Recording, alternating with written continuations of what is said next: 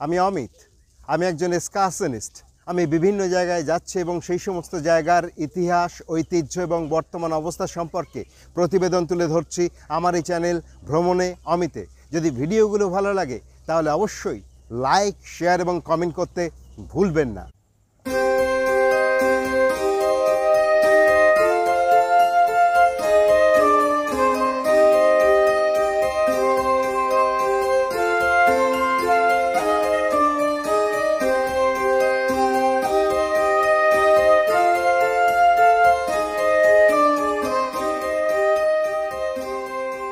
ভ্রমণে অমিতের আর একটা নতুন ভিডিওতে আপনাদের স্বাগত।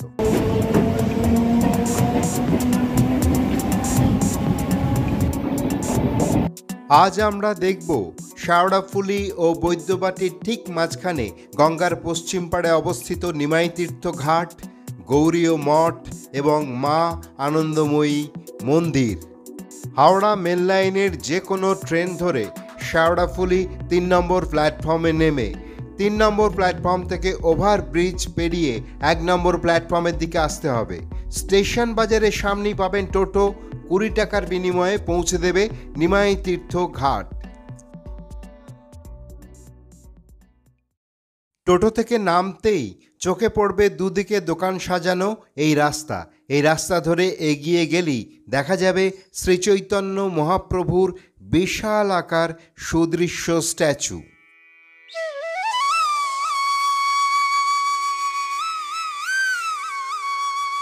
নিমাই তীর্থ ঘাটের প্রবেশপথে রয়েছে জগন্নাথ, বলরাম ও সুভদ্রার মন্দির। এছাড়া আরও একদিকে রয়েছে গৌরনিতাইয়ের মন্দির।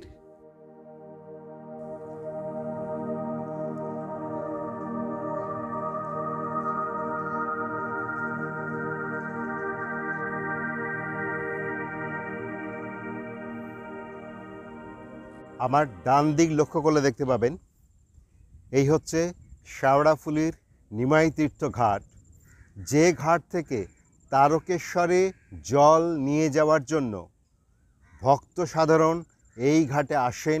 জল কলসিতে ভরে সেই জল নিয়ে যান তারকেশ্বরের বাবা মহাদেবের মাথায় ঢালার জন্য।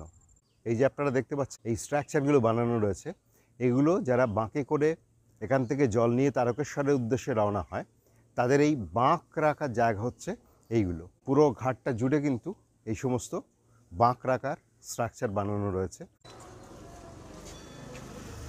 নিমাই তীর্থ ঘাটে ঢোকার আগেই জাস্ট বাঁ দিকে, অর্থাৎ যেখানে আপনারা নামবেন নিমাই তীর্থ ঘাটে যাওয়ার জন্য, ঠিক তার বাঁ দিকে রয়েছে আনন্দময়ী কালী মন্দির।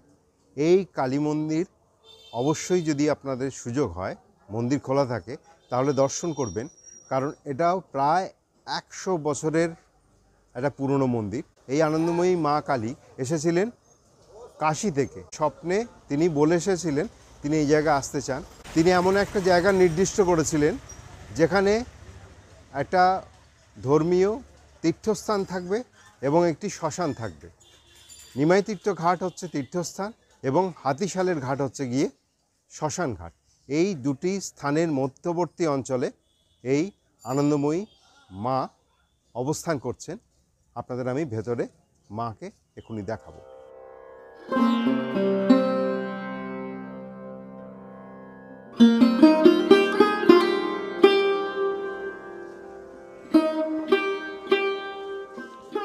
এই বৈদ্যবাটির নিমাই তীর্থ ঘাট, SCM রোড, এখানেই আমাদের এই আনন্দময়ী মা।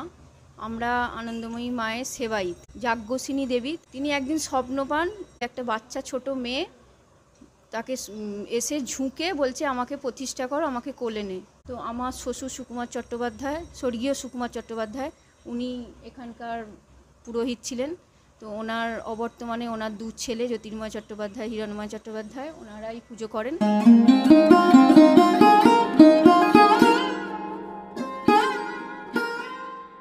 জনশ্রুতি আছে পুরী যাওয়ার পথে ক্ষণিকের জন্য এখানেই বসে বিশ্রাম নিয়েছিলেন শ্রী চৈতন্য মহাপ্রভু। কেউ কেউ বিশ্বাস করেন মহাপ্রভু এখান থেকে জল নিয়ে 20 কিলোমিটার পায়ে হেঁটে তারকেশ্বর গিয়েছিলেন।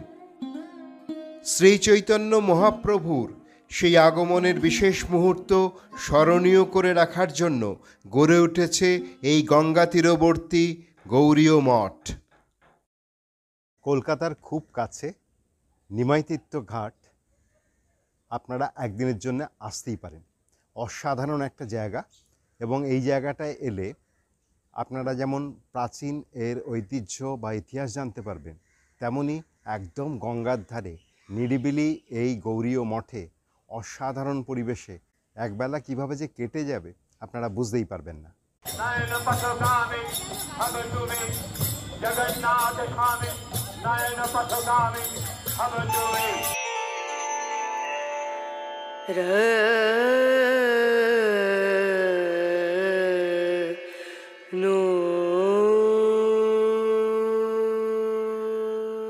গৌরীয় মঠের মূল দেবতা রাধাকৃষ্ণ। এই মন্দিরে প্রত্যেক দিন হাজার হাজার ভক্ত সমাগম হয়।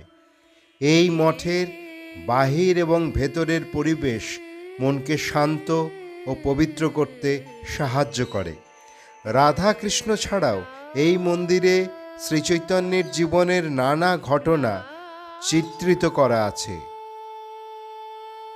রাধা কৃষ্ণের ঠিক উল্টো দিকে করজোড়ে সামনাসামনি রয়েছেন বিষ্ণুর বাহন গরুড়।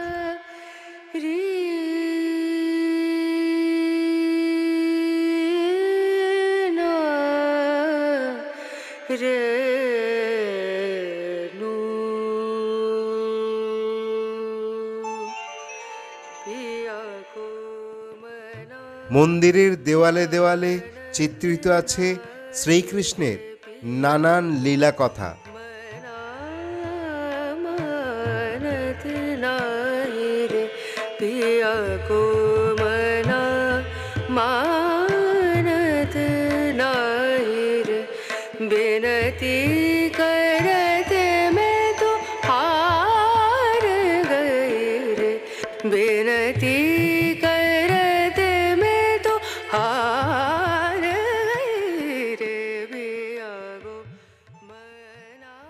এখন আমরা দেখছি কল্কি অবতার, শ্রী বুদ্ধ অবতার, শ্রী বলরাম অবতার, শ্রী রাম অবতার, শ্রী পরশুরাম অবতার, শ্রী বামন অবতার।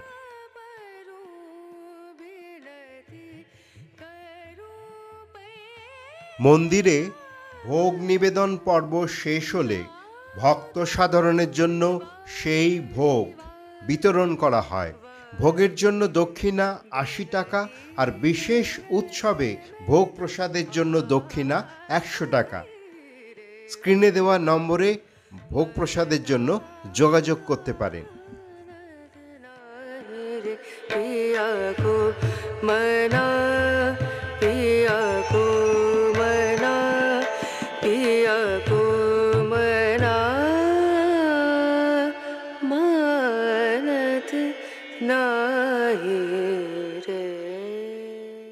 মন্দিরের ভিতরে যেমন শান্তি ও পবিত্রতা বিরাজ করে, ঠিক তেমনি মন্দিরের বাইরে নিচের এই বাগানেও খুব অসাধারণ পরিবেশের সান্নিধ্য পাবেন। এখন আমরা দেখছি শ্রী নিমাইয়ের পাদপীঠ। তার পদচিহ্ন এখনও এখানে সংরক্ষিত রয়েছে।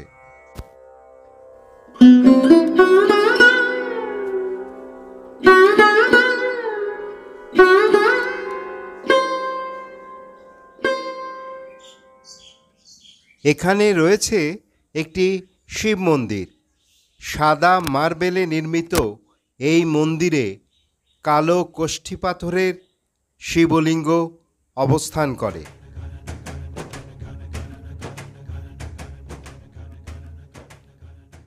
এখানে রয়েছে দ্বাদশ জ্যোতির্লিঙ্গ মন্দির।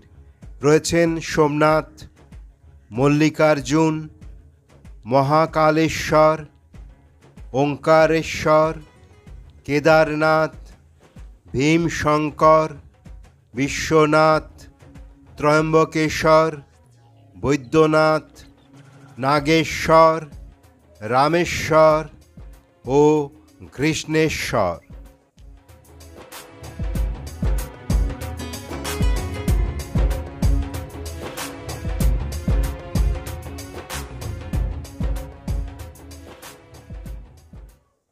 দেখতে পাবেন শিব পার্বতীর অপূর্ব যুগল মন্দির। রয়েছে গঙ্গা, যমুনা এবং সরস্বতী মন্দির।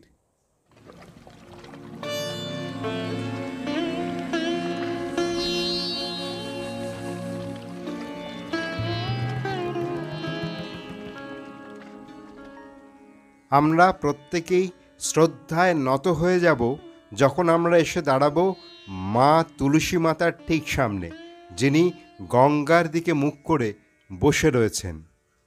আমি রাধাকৃষ্ণর ভক্ত।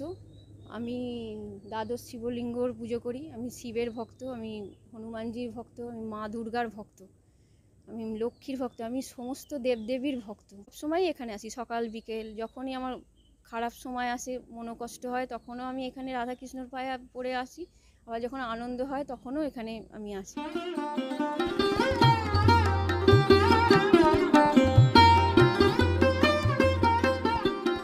আজকের ভিডিওটা এখানেই শেষ করলাম। আবার খুব তাড়াতাড়ি দেখা হচ্ছে নতুন একটা ভিডিওতে আগামী পর্বে।